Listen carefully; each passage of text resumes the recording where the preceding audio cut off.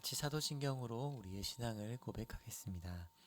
전능하사 천지를 만드신 하나님 아버지를 내가 믿사오며 그 외아들 우리 주 예수 그리스도를 내가 믿사오니 이는 성령으로 잉태하사 동정녀 마리아에게서 나시고 본디오 빌라도에게 고난을 받으사 십자가에 못 박혀 죽으시고 장사한 지 사흘 만에 죽은 자 가운데서 다시 살아나시며 하늘에 오르사 전능하신 하나님 우편에 앉아 계시다가 저리로서 산자와 죽은 자를 심판하러 오시리라. 성령을 믿사오며 거룩한 공회와 성도가 서로 교통하는 것과 죄를 사하여 주신 것과 몸이 다시 사는 것과 영원히 사는 것을 믿사옵나이다. 아멘. 찬송가 212장을 함께 부르도록 하겠습니다. 찬송가 212장입니다.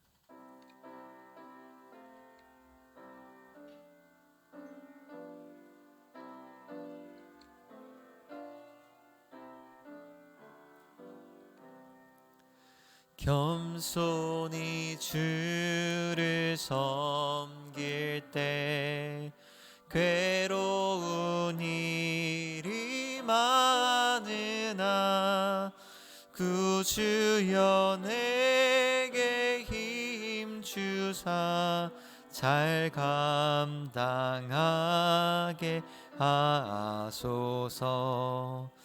인자한 말을 가지고 사람을 감화시키며 갈 길을 잃은 무리를 잘 인도하게 하소서.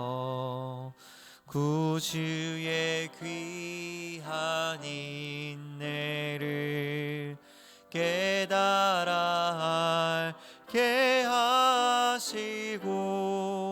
굳건한 믿음 주셔서 늘 승리하게 하소서. 장래의 영광 비추사 소망이 되게 하시며 구주와 함께 살면서 참 평강 얻게 하소서. 아멘. 오늘 우리가 함께 받은 말씀은 민수기 4장 1절부터 33절까지 말씀입니다. 제가 가진 성경으로 구약 199페이지쯤에 있습니다.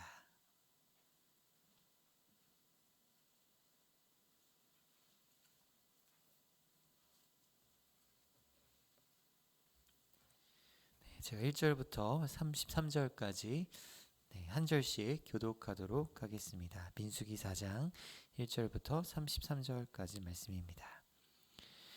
또 여호와께서 모세와 아론에게 말씀하여 이르시되 레위 자손 중에서 고핫 자손을 그들의 종족과 조상의 가문에 따라 집계할지니 곧 30세 이상으로 50세까지 회막의 일을 하기 위하여 그 역사에 참가할 만한 모든 자를 계수하라.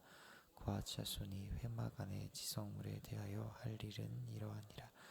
진영이 전진할 때에 아론과 그의 아들들이 들어가서 칸 막는 휘장을 걷어 증거궤를 덮고 그 위를 해달의 가죽으로 덮고 그 위에 순청색 보자기를 덮은 후에 그 채를 깨고 진설병의 상에 청색 보자기를 펴고 대접들과 숟가락들과 주발들과 붓는 잔들을 그 위에 두고 또 항상 진설하는 떡을 그 위에 두고 홍색 보자기를 그 위에 펴고 그것을 해달의 가죽 덮개로 덮은 후에 그 채를 깨고 청색 보자기를 취하여 등잔대와 등잔들과 불 집게들과 불똥 그릇들과 그 쓰는 바 모든 기름 그릇을 덮고 등잔대와 그 모든 기울을 해달의 가죽 덮개 안에 넣어 매는 틀 위에 두고 금제단 위에 청색 보자기를 펴고 해달의 가죽 덮개로 덮고 그 채를 깨고 성소에서 봉사하는데 쓰는 모든 기구를 취하여 청색 보자기에 싸서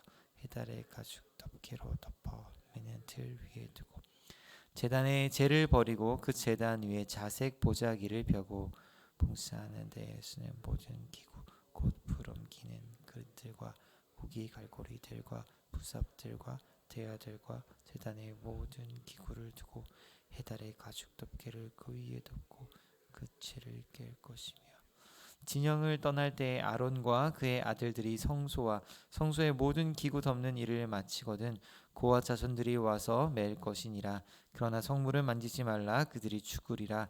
회막 물건 중에서 이것들은 고아 자손이 맬 것이며 제사장 아론의 아들 엘라셀이 맡은 것은 등유와 태우는 향과 항상 드리는 소제물과 관유이며 또 장막 전체와 그 중에 있는 모든 것과 성소와 그 모든 기구니라.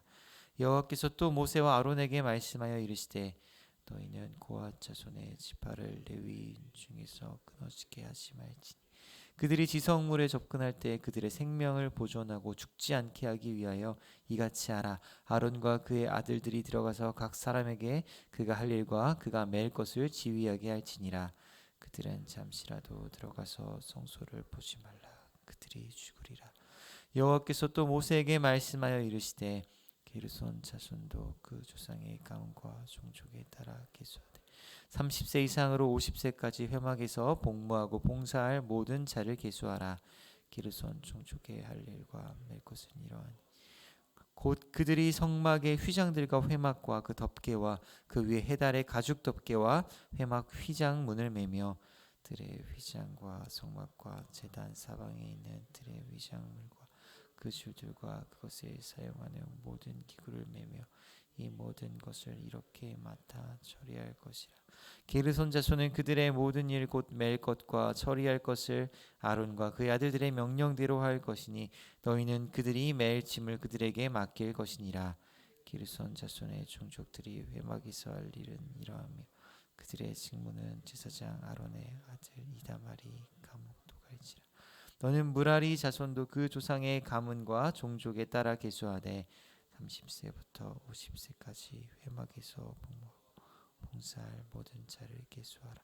그들이 직무를 따라 회막에서 할 모든 일 곧 그 맬 것은 이러하니 곧 장막의 널판들과 그 띠들과 그 기둥들과 그 받침들과 들레의 기둥들과 그 받침들과 그 말뚝들과 그 줄들과 그 모든 기둥들과 그것에 쓰는 모든 것이라. 너희는 그들이 맡아 맬 모든 기구에 함께 읽겠습니다. 이는 제사장 아론의 아들 이다말의 수하에 있을 무라리 자손의 종족들이 그 모든 직무대로 회막에서 행할 일이라. 아멘.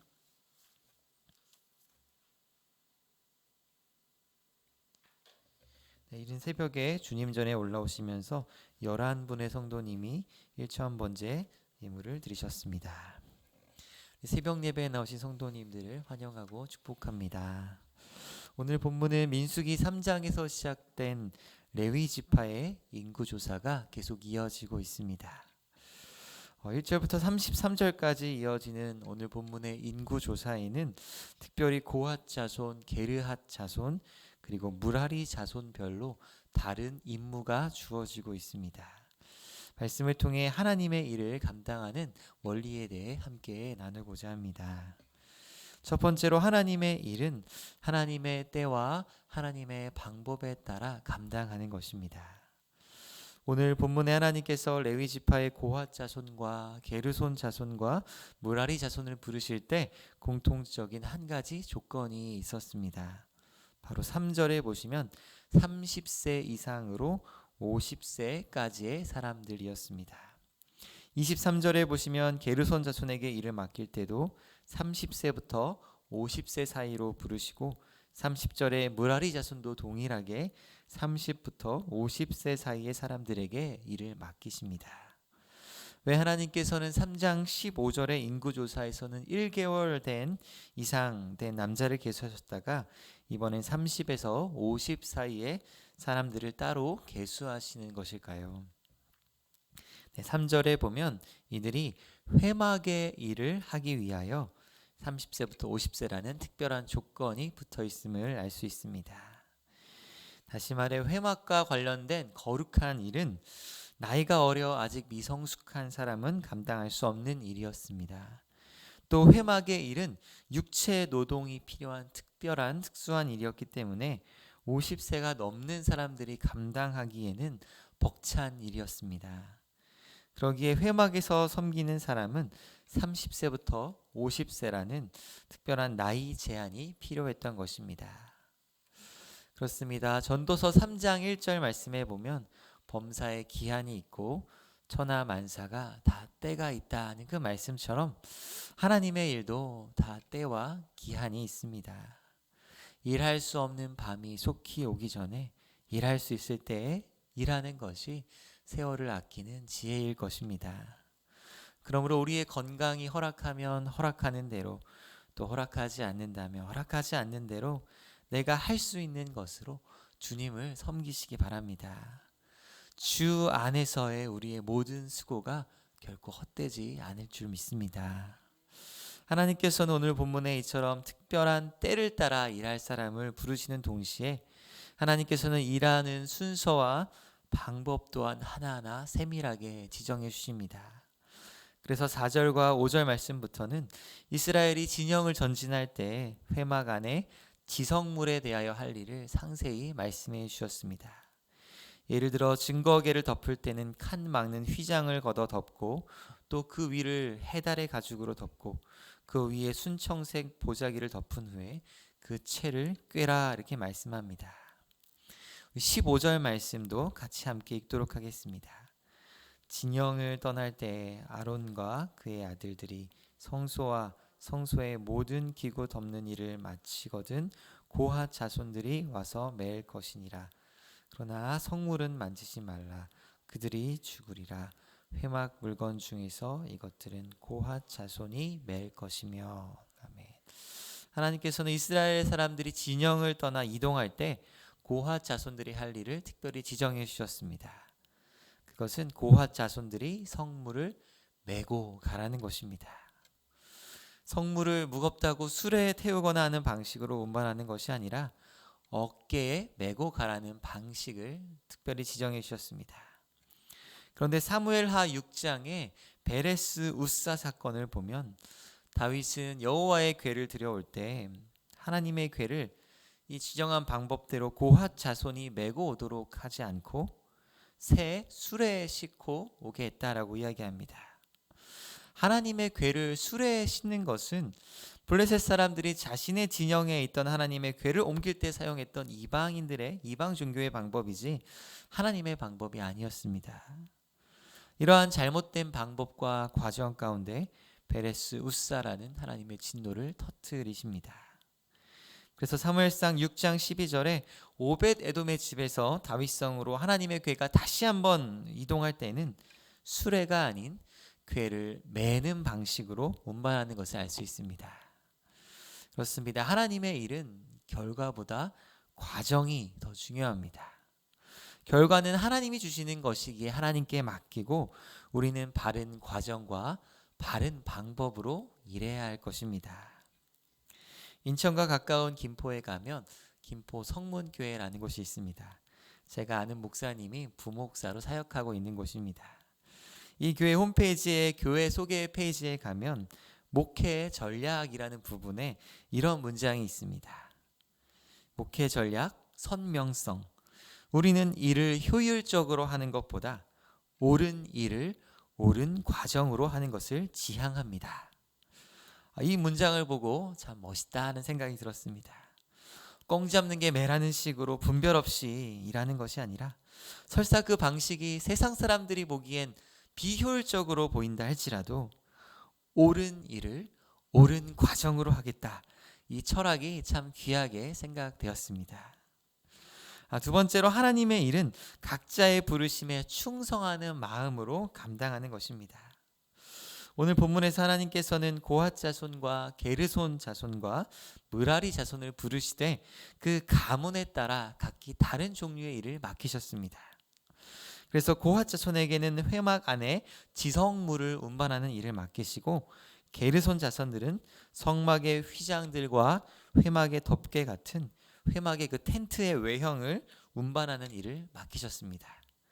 그리고 무라리 자손에게는 31절부터 보면 장막의 널판들과 그 띠들과 기둥들, 말뚝과 같은 것을 메고 가게 합니다.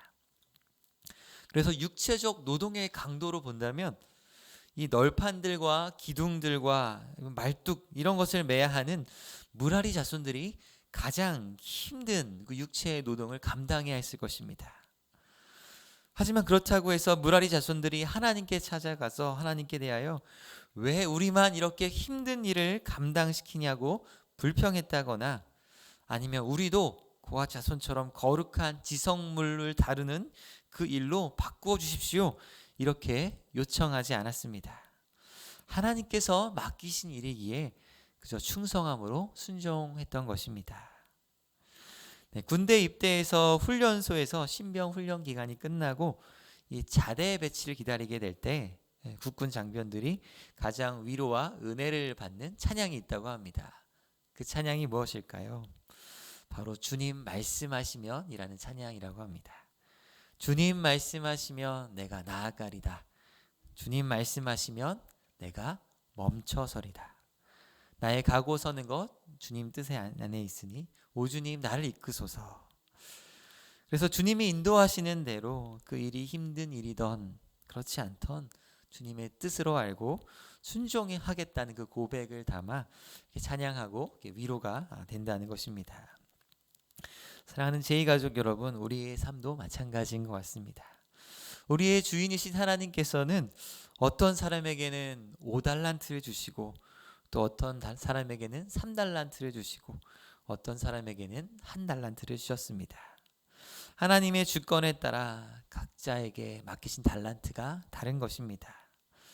그리고 하나님의 종이요 청지기로서 우리가 해야 할 일은 맡은 일이 무엇이긴 간에 내가 맡겨진 그 달란트가 얼마나 되던 간에 그것에 충성하는 것입니다.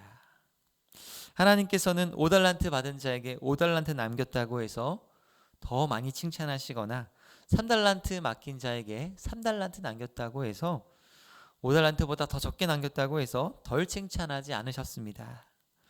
5달란트를 남겼던 3달란트를 남겼던 똑같이 잘하였도다 라고 칭찬하십니다.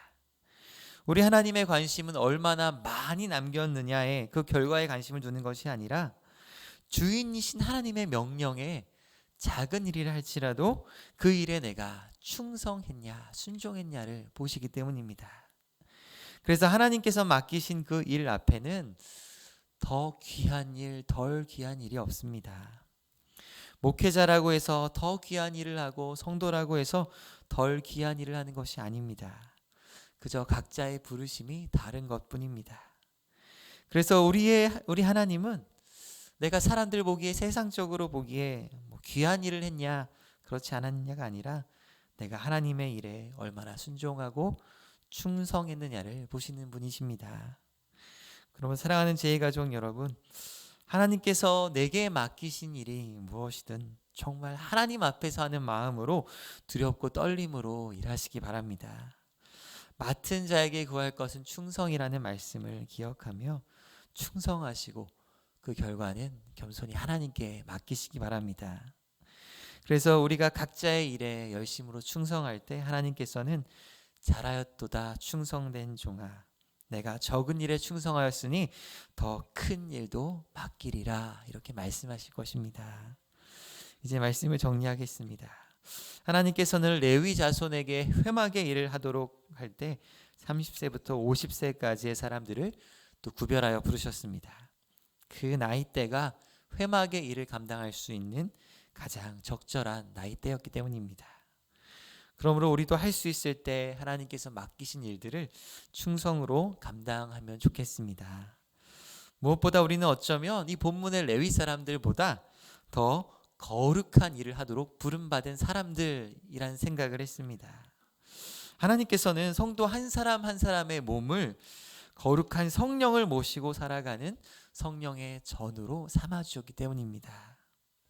이 일을 위해 예수님께서는 십자가의 보혈로 만물보다 부패한 우리의 마음을 덮어주시고 거룩하신 성령을 우리 마음 가운데, 우리 몸 가운데 부어주셨습니다.